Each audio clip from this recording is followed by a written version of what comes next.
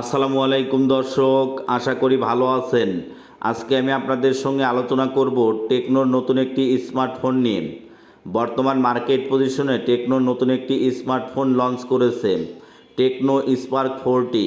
Tecno Spark 4টি ফোনটিতে কি কি সুযোগ সুবিধা থাকছে এবং টেকনো স্পার্ক 4টি ফোনটি বর্তমান মার্কেট পজিশনে কিভাবে সহজ কিস্তিতে ফোনটি ক্রয় করতে পারিবেন এবং ফোনটি কিস্তিতে ক্রয় করার জন্য কি কি ডকুমেন্টসের প্রয়োজন হবে সম্পূর্ণ জুড়ে থাকছে আজকের এই ভিডিওতে। ফোনটির ইনবক্সে টাইপ সি পোর্টের চার্জিং সিস্টেম, ইউজার ম্যানুয়াল, সিম ইজেক্টর পিন এবং সফট সিলিকন কভার থাকছে।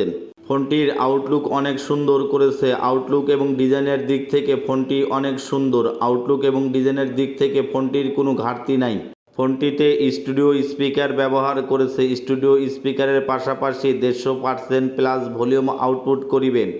150% প্লাস ভলিউম আউটপুট করায় ফোনের সাউন্ড কোয়ালিটি অত্যন্ত দুর্দান্ত সুন্দর হবে।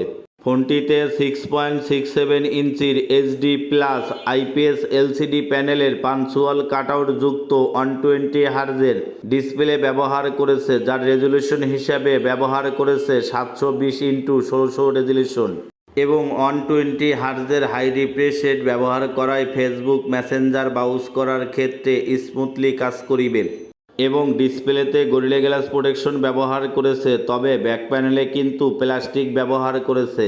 ফোনটিতে আইপি রেটিং হিসেবে IP64 ব্যবহার করেছে। IP64 ব্যবহার করায় ডাস্ট অ্যান্ড ওয়াটার অ্যাসিস্ট এবং ওয়াটার প্রুফের সুযোগ সুবিধা থাকছে। ডাস্ট অ্যান্ড ওয়াটার অ্যাসিস্ট এবং ওয়াটার প্রুফের সুযোগ সুবিধা থাকায় ফোন 1.5 মিলিমিটার পানির নিচে 30 মিনিট থাকলেও ফোনে পানি প্রবেশ করিবে না। পানি থেকে ফোন উঠালে ফোন সুরক্ষা থাকিবে। ফোনটিতে 50 মেগাপিক্সেলের ডুয়েল ক্যামেরা সেটআপ ব্যবহার করেছে, যার মেইন ক্যামেরা হিসেবে 50 মেগাপিক্সেলের ক্যামেরা ব্যবহার করেছেন এবং অক্সিলারি লেন্স হিসেবে 2 মেগাপিক্সেলের ক্যামেরা ব্যবহার করেছেন। মেইন ক্যামেরা 50 মেগাপিক্সেলের অ্যাপারচার ভ্যালু হিসেবে 1.8 ব্যবহার করেছে। 1.8 অ্যাপারচার ভ্যালু ব্যবহার করায় ক্যামেরার কোয়ালিটি সুন্দর হবে। ক্যামেরাতে ছবি ওঠার পরেও ছবির যদি ডিটেলসগুলো দেখেন একদম স্বচ্ছ এবং ক্লিয়ার দেখা যাবে। এবং ফোনটিতে সেলফি ক্যামেরা হিসেবে 8 মেগাপিক্সেলের সেলফি ক্যামেরা ব্যবহার করেছেন। ব্যাক ক্যামেরার পাশাপাশি ফোনটির সেলফি ক্যামেরাটাও সুন্দর করেছে। ফোনটিতে 5200 mAh ব্যাটারি ব্যবহার করেছে, যা কিনা চার্জ করার জন্য ইনবক্সে 45 ওয়াটের চার্জার দিয়েছে।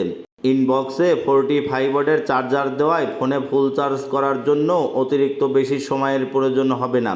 চার্জ অনেক দ্রুত এবং অনেক ফাস্ট হবে, কারণ মার্কেটে খুবই কম সংখ্যক ফোন থাকছে যে ফোনগুলোতে ইনবক্সে 45 ওয়াটের চার্জার দিয়েছে।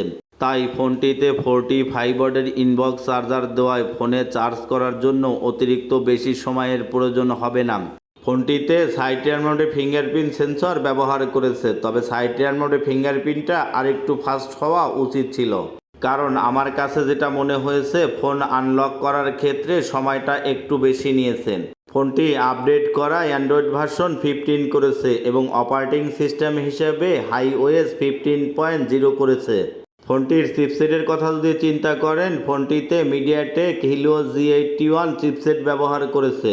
তবে মিডিয়াটেক হিলিও G81 চিপসেট ব্যবহার না করে যদি একটু আপডেট করতো তাহলে কিন্তু চিপসেটটা আরও ভালো হতো, কারণ বর্তমান মার্কেট পজিশনে অনেক ফোনে মিডিয়াটেক হিলিও G আলটিমেট অথবা G আলট্রা চিপসেট ব্যবহার করেছে। চিপসেটটা মিডিয়াটেক হিলিও G81 আলটিমেট অথবা G81 আলট্রা হলে চিপসেটটা আরেকটু আপডেট হতো। তবে বাজেট সেগমেন্টে ফোনটির চিপসেটটা কিন্তু ঠিকঠাকই থাকছে। ফোনটি বর্তমান মার্কেট পজিশনে একটি মাত্র ভেরিয়েন্ট লঞ্চ করেছে 6128, যার বর্তমান বাজার মূল্য করেছে 13,999 টাকা।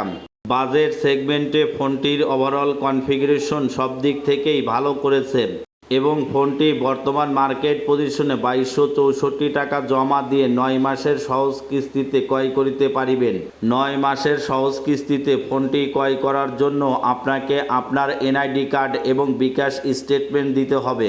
শুধুমাত্র 2264 টাকা জমা দিয়ে এনআইডি কার্ড এবং বিকাশ স্টেটমেন্টের মাধ্যমে আপনি যে কোনো জায়গা থেকেই ফোনটি খুবই সহজে সহজ কিস্তিতে ক্রয় করিতে পারিবেন।